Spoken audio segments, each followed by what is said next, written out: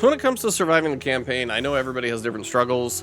Melees I know feel like they're slow, and the warrior ranged classes seem a bit easier. I picked a ranger just because it seemed like fun, seems like to have been a reasonable class to go on. And if you are struggling in the campaign, ranger is not a bad way to go, but anything distant seems to be helping.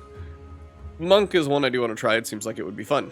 But the idea is, when you progress through the campaign, you're going to have some gear that sticks with you, some that you're going to level up, some that you're randomly going to find, gamble for, buy, all these different places to get it. But at some point, you're just kind of going to be a little forced to replace your gear. And the main reason for that is there are 3 tiers of gear. So when you start, you're just going to have the base item, like something, say one of my bows was called a Zealot bow. And that's just the base name and level, and that's just what it does. And then when you get to the higher tiers, then it's going to be Advanced Zealot Bow, and then there's an expert version of things as well when you get to the end game. So there are tiers of things that are eventually just going to be better in general. But also as you go through, like even just in Act 2, you'll go from level 16 all the way to level 32. Just in that one act. Now, higher up, obviously, you level a little bit slower. So, I mean, same thing. You're going to start out at 51, and you're going to end up at like 57, 58 kind of thing. So it isn't going to be quite as crazy, but you will notice as you go up in levels, things are going to get a little bit harder, a little bit easier as you go. So part of that is going to come from resistances. Now I talked about that in my previous video, so if you guys do see that video, I talked about resistances, armor evasion, that kind of thing. Resistances are big, especially when you're going through the campaign, making sure, like, you know, Act 1, cold resistance is good for the final boss. 2, lightning. Act 3 is fire, and kind of cycles back through those. I talk about that in the other video, and armor and evasion and stuff like that. This one I want to talk about your gear. Now, your gear in and of itself is going to be sometimes lasting for a very long time. Like this Zealot bow, base level version of this item, physical damage is 31 to 47. I got the 72% modifier roll. I put 2 sockets in it, so I got 20% more for each one of those. I'm 79 to 120. I got attack speed on this one, life per hit, crit damage, accuracy. It's a solid roll, and it's actually been working for me for a while. But if I inspect this thing, it is level 40. I'm a little bit ahead of this thing at level 64. The advanced version of this one, same bow, Zealot bow, just advanced version of this one. The base damage of the other one is 31 to 47. The base damage of the advanced version starts at 46 up to 69. So if I had the exact same modifiers on it, I would be doing substantially more damage just because the base level of the item itself, even though it can start, you know, it requires level 62 and 142 dex.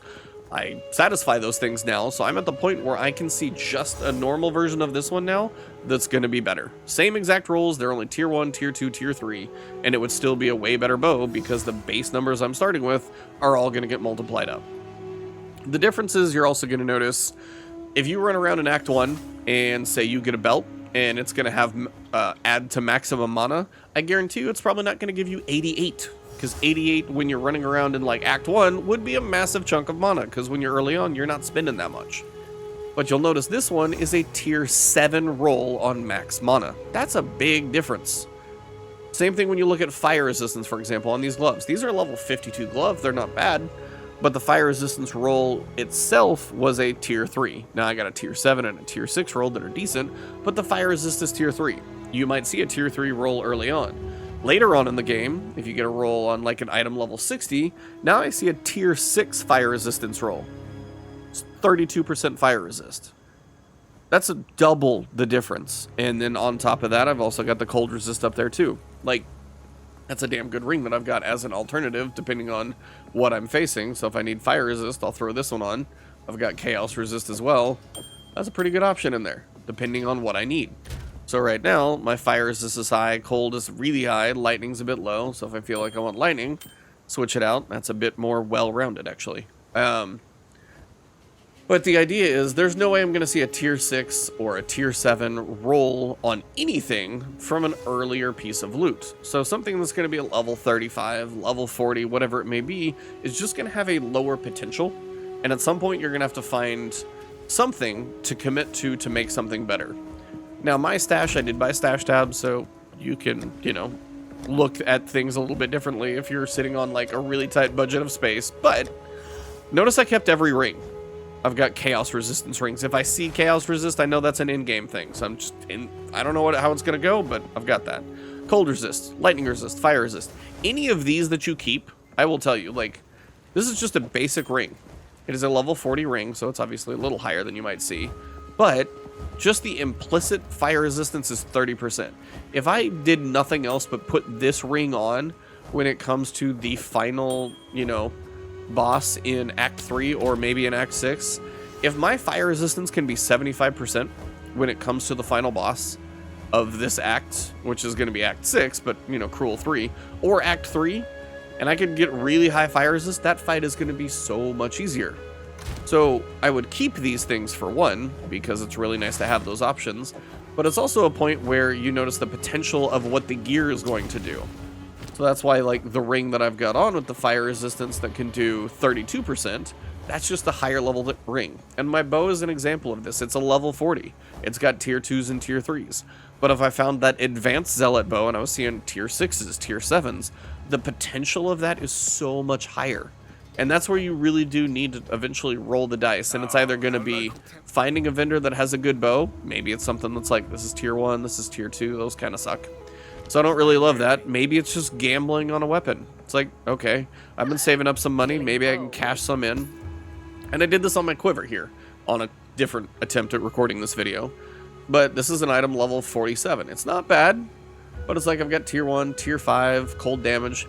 It is hard for me to, like, get rid of the +2 levels on all projectile skills and also the +2 life on hit. I really like that because I can do some spread attacks that hit a lot of things. Now this one added physical damage, added cold damage, 51 life per enemy killed. This one's 30. Notice the 30 life per kill is tier 5. The 51 life, that is a tier 6. So it's just a bigger jump. That was just the low end of that one previously. So just the fact that this one's also playing with higher tiers because it's level 64 versus level 47, I have chances for things to be better. Piercing an enemy, give or take on that one. But the funny thing is you can also check and see how things are going to affect you. So my standard bow shot, if I switch this out, I'm going to lose a little bit of DPS, but actually not as much as I thought. And it's not fully modified yet, so I could put more Exalted Orbs into it, potentially making it better.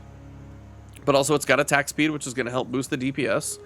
Physical damage, that might be helping me a little bit as well. And the fact that I'm not giving up that much is actually means this one's potential. But it also means, like, this one's not doing anything too crazy, and I'm not losing that much. It really does mean I probably need to replace it at some point. If I come down here to Alva and I go to gamble on a bow, not going to probably get anything amazing. Now, I got an advanced cultist bow, so my chaos damage is starting higher because the normal cultist bow, in case you're wondering, the normal cultist bow starts 36 to 59 instead of 41 to 69. So the bump is 10 more on the high end of the chaos damage and then 5 more on the low end. This also rolled with lightning damage, accuracy, and light radius is just not great. The lightning damage is actually pretty good, but the tier 1 on the other stuff, no, that's junk. Try one more. See? There's an advanced zealot bow. What was I exactly talking about? Wow, this might actually be really good. Holy crap. See, sometimes you just need to see about getting something new. So the fact now, it's only tier 1s, tier 2s, and tier 3s, but the base of what I've got, now I'm getting 2 more levels. I'm still getting some life per hit, but I'm also getting life per kill. I'm getting some lightning damage, which, man, I wish that was better, but it's not. But now, if I really wanted to go add physical damage, maybe I throw a couple Exalted Orbs into it. And that's one of the different things that you're eventually going to have to do, whether it's gamble, buy it. Sometimes you might just find a white version of a crafted bow. You might find that basic piece of gear. Like if I can find just like a bone staff. Just, it is a bone staff. It is a level 63 item, and it gives bone blast. That is just what it does. You might buy that, and you might take it through the crafting progression of, you know, Transmutation, Augmentation. Okay, those two turned pretty good. Maybe we roll a Regal on it. All right, Regal's pretty good. Do you keep going with Exalted? Or if your item is so far behind, you're just like, I got a belt. The base thing is cool. Let me just go full on alchemy. Don't do these often. Don't do these often when you're going through the campaign. You're not going to get many. In game, you'll see more. But again, be so sparing with any of all of these things. Anything that's got gold on it or the red, do it so sparingly. These, I just try them all the time. You never know. But like, that's just one of those things. Now you can see just buying a random base bow Now here's a test. You can see if I switch this out, Shocking. my damage actually drops substantially. Why? Well, one, it's not socketed, so I'm giving up a lot of physical damage, and I have the 72% increase to physical damage that I'm giving up. Critical damage bonus is nice, and the attack speed's on there too. So it's like, I am giving some stuff up, because that is a good bow. And that's why that bow has carried me so far, because it got pretty close to exactly what I would hope for. This one has potential. Now, if the lightning damage was maybe a higher tier, life per hit was better, that'd be great. But again, it's like one of those, I looked at it though, and I was like, that'll make you think for a second. But that's also why I like the RNG in this. You never quite know how things are going to go. But this is kind of where you guys can see that at some point, this is eventually going to need to, something will need to replace this level 40 bow. Some things are going to carry you for a long ways. That's why I was like, I put the extra socket in there. I added the quality to it because it was really working with my build, and certain things just hit really hard because of that. If I get a bow that doesn't make sense, like a cultist bow is doing chaos damage, that's not helping me because I'm going for physical or freezing or whatever I'm doing. So certain things just aren't going to help even if they're a really good roll, or you're going to have to switch up your build to an extent. The biggest thing I can say for all of this is try not to hold on to one piece of gear, even though it looks good, for so long, because at some point the potential of that piece of gear, even just like that fire resistance, for example, is going to get outshined by something that is just way better. See, this is a tier 5, that's 26%. And then if I come over here, this one is 32%. But yeah, if this one, these gloves, they could be better. They're only okay, but I got 4 life per enemy hit. That is a tier 3. That's pretty good. I also add physical damage to attacks and evasion rating. So it's like, it's working for my ranger build.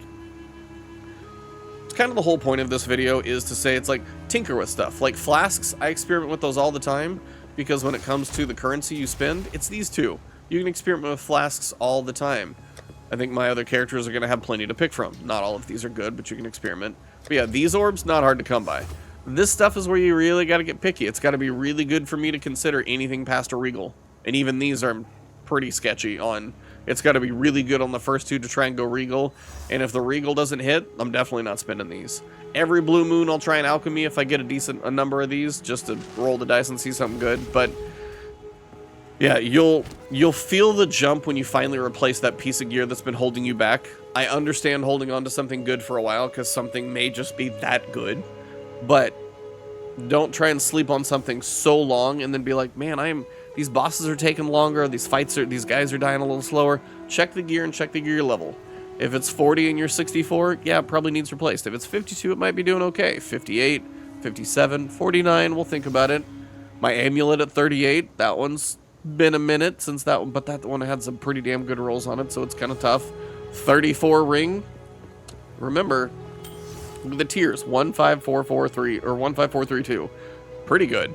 Could it be better? Definitely could be better. Lightning resist alone could be better. So it's just, there's a lot of stuff when it goes into gear. Everybody's build's going to be different. What piece of gear is going to be making your build work the best? That's something only you can know for what you're tinkering with and what you're trying to work with. All of that's going to take a little bit of experimentation. Just is. But as you work through all of these things, try to make sure you pay attention and be like, if something is really far behind and you're like, that's a level 34 ring, maybe I do go gamble on a ring and see if I can get something good because I've got some money. Rings, jewelry is friggin' expensive though. I will tell you, gambling on jewelry is rough. I would look out for rings. If they drop, maybe cool. But man, rings are expensive. But every so often, you might find a ring that's got 27% fire resistance and you're like, okay, that's not horrible. And if you need fire resistance for an upcoming fight, you literally could buy this ring, come over here, and then go to your stash. And if nothing else, if you're just fighting a fire boss, throw an orb of augmentation on there. You got double digits on Regal, maybe do one of those, and that might get you through that boss fight, and then you can progress through the campaign. It could be something as simple as that helps you get through the campaign, but you just might need to do that. And then you might level it up, you might not, who knows. Otherwise, you might see something here that has, like, 161 accuracy, and you're like, huh, that's interesting. So, there's so many pieces to the gear puzzle, and everybody's going to be facing kind of a struggle in a different spot or a different reason. But the main things that I can say for me that have held me back is trying to think a piece of gear is going to last too long and not trying to replace it. Because every so often, whether it's spending some currency or gold to gamble, or checking every vendor every time to see what's out there. At some point, you got to move on to the next tier of gear, piece of gear, whatever it is. And then when you feel that jump, you'll be like, I should have done this so long ago, it's not even funny.